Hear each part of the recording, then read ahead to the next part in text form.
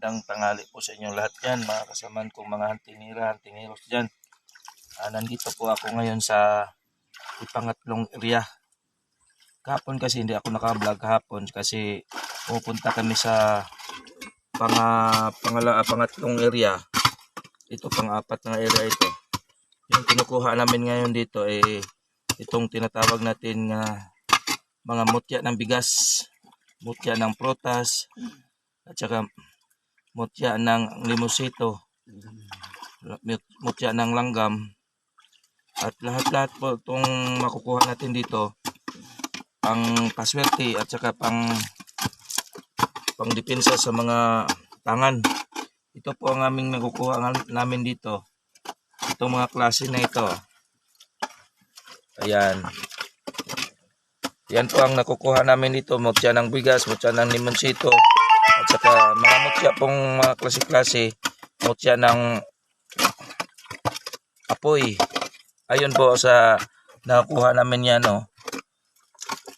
Yan ang kinakalap ko ngayon namin. Tatlo kami po mga kasama ko dito. Yung tinatawag natin na mutya sa kalikasan. Yung mga biyaya ng ating Diyos Ama. Yan ang mga maliit, mga mutya ng bigas. Yan Ayan.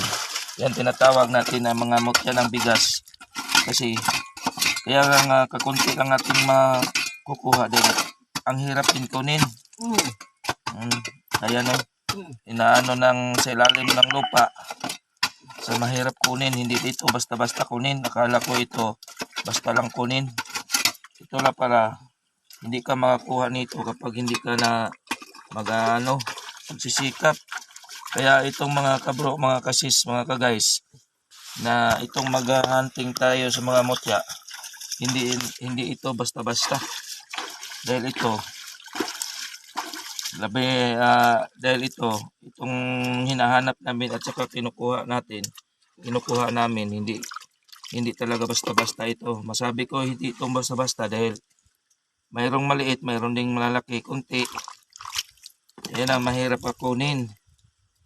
Kailangan tayo magsipag, maghanap.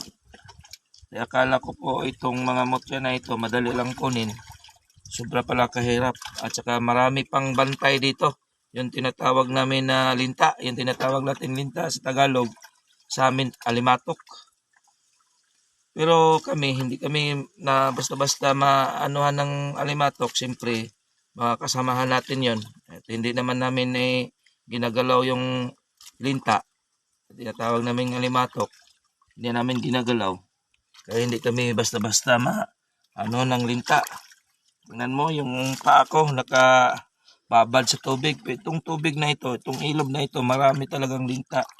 Kapag kayo ay makapunta, makaamoy sa inyong mga linta, talagang kagatin kayo. Kagaya nito. Ayan mga mutya ng bigas. Yan, apoy. Yung mga limonsito, dito ang makukuha natin. Ito pa mga mamaliit. Kaya nga hindi basta-basta po kunin. Itong mga mutya na ito. Kailangan na magsipag ka talagang maghahanap nitong mutya na ito dahil ito ay sobrang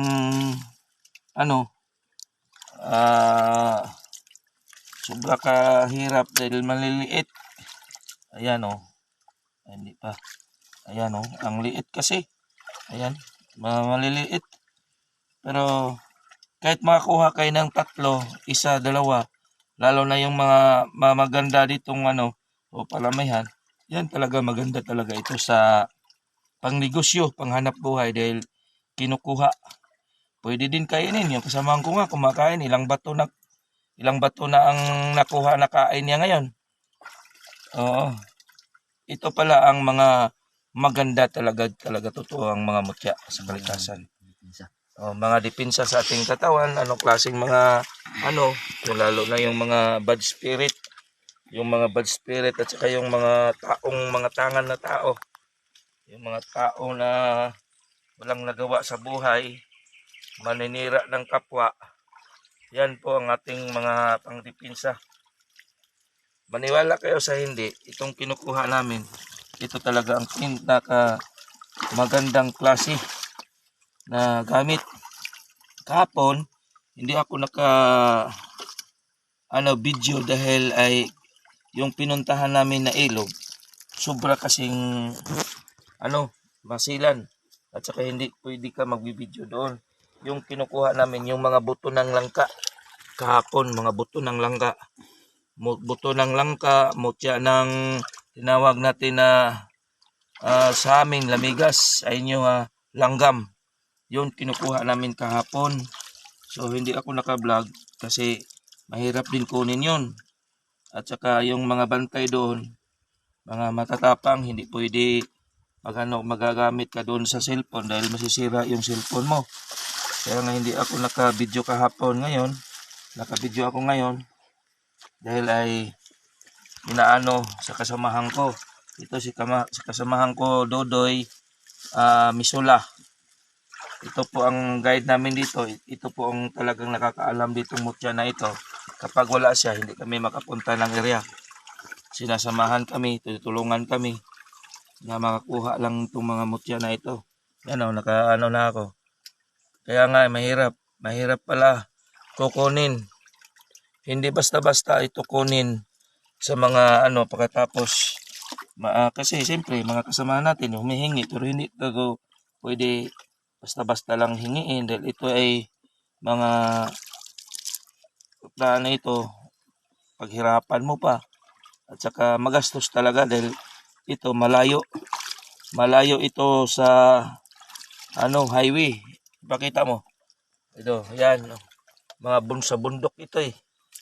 Sa bundok itong wala kang bahay-bahay, wala ka tao-tao. Itong mga area na ito. So, yan na po. Hindi ko po habain ang aming pag-vlog ngayong tanghali na ito. Araw na ngayon, Huwebes. Hindi ko habain. Basta, yan na po. Merkulis pala. Yan na po ang makikita mo ang mga mutya sa kalikasan nandito sa ilog. Mahirap kunin. So, magandang tanghali po sa inyo lahat yan. Mga kasamaan po sa mga huntingeros dyan. Mga guys, lahat po.